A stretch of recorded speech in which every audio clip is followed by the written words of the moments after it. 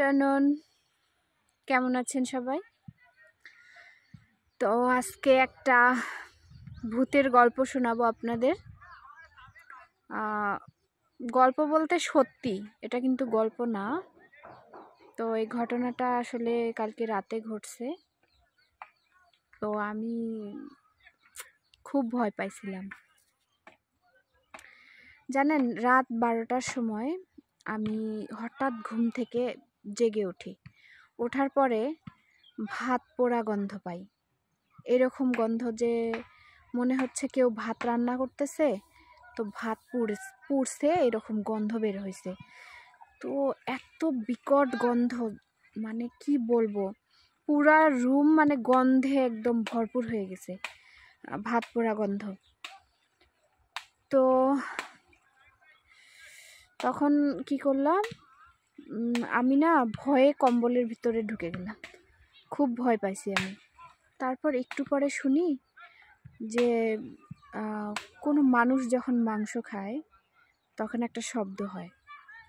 তো ওই রকম মনে হচ্ছে কেউ মাংস খাচ্ছে। তখন আরও একটু ভয় লাগলো।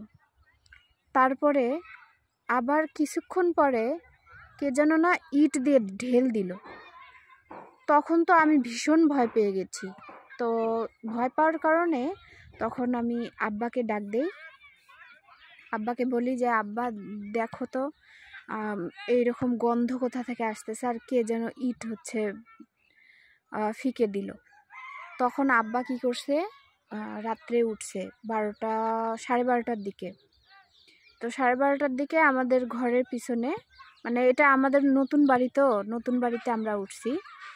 তো 12:30টার সময় ঘরের পিছনে আব্বা ঘুরলো, মানে পুরা বাড়ির পিছনে ঘুরলো। ঘোরার পরে আপনার আমাকে বলতেছে, আব্বা বলতেছে, এখনো কি গন্ধ পাওয়া যায়, গন্ধটা কোন দিক থেকে আসতেছে? তখন আমি বললাম, গন্ধটা ডান সাইডের এই জানালা থেকে আসতেছে। তো তারপরে আমি ভাবলাম যে গন্ধটা আসলে কেউ হয়তো ভাত রান্না করতেছে, কিন্তু এত রাতে কে ভাত রান্না করবে?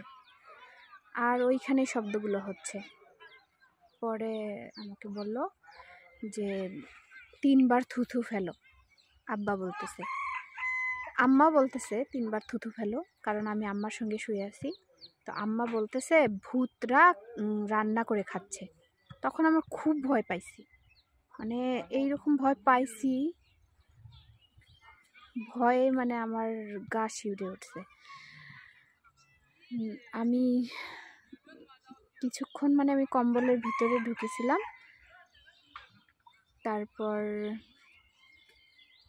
তারপর আমরা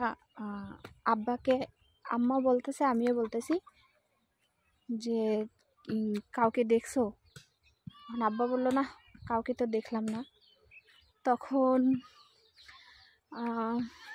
আয়তাল কুরসি পড়ে ফু দিলাম, মানে আয়তাল কুরসি পড়ে পুরা মানে ঘরে ফু দিলাম, আর 3টা তালি দিলাম, আম্মাও দিল।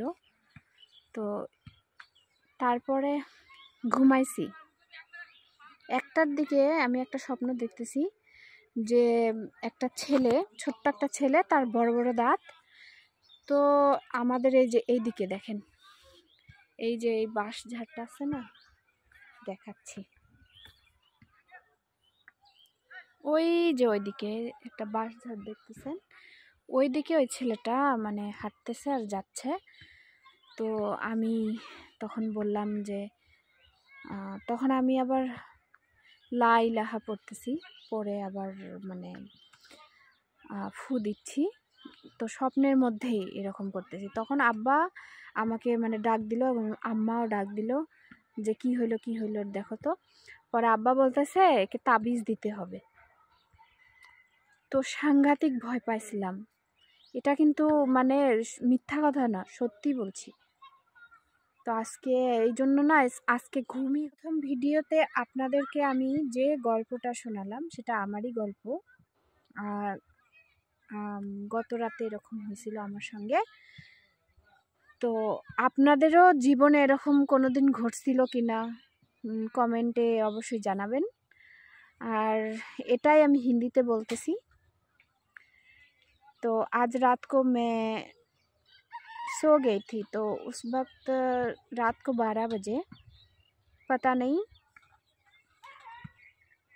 चावल जैसे कि पकाने के बाद जो चावल नीचे जल जाते हैं, पतीला के नीचे जल जाता है ना, तो वैसा एक स्मेल आ रहे थे रात को 12 बजे।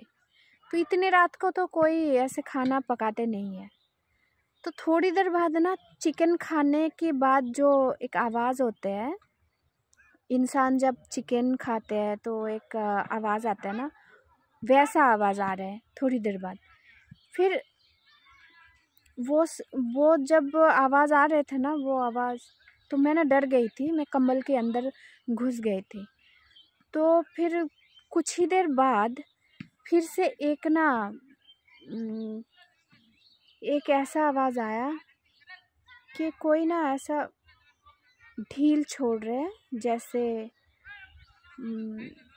आवाज़ आ रहा है कि एक पत्थर किसी ने मार दिया तो मिट्टी में गिर गया, ऐसा हो रहा था। मैं ना बहुत डर गई थी, तो डर के मारे मैं ना पापा को बुला रही कि पापा पापा देखो पीछे कौन है। यानी कि ये घर हमारे नया घर है, तो नया घर में हम लगभग 1 हफ्ते से रह रहे हैं, लेकिन ऐसा कभी नहीं हुआ आज जैसे हुआ आज रात को। तो मैंने पापा को बुलाया कि पापा देखो तो सही कौन है पीछे, ऐसा स्मेल क्यों आ रहा है। तो ना पापा इसलिए बोल रहे हैं कि 3 बार थूथू फेंको, ये ना ऐसे बुरे आत्मा खाना पका के खा रहे हैं। मैं ना बहुत डर गई दोस्तों। तो ना इसलिए आज ना रात को ना मुझे नींद ही नहीं आई, तो मैं बहुत डर गई थी, सच में बहुत डर गई थी।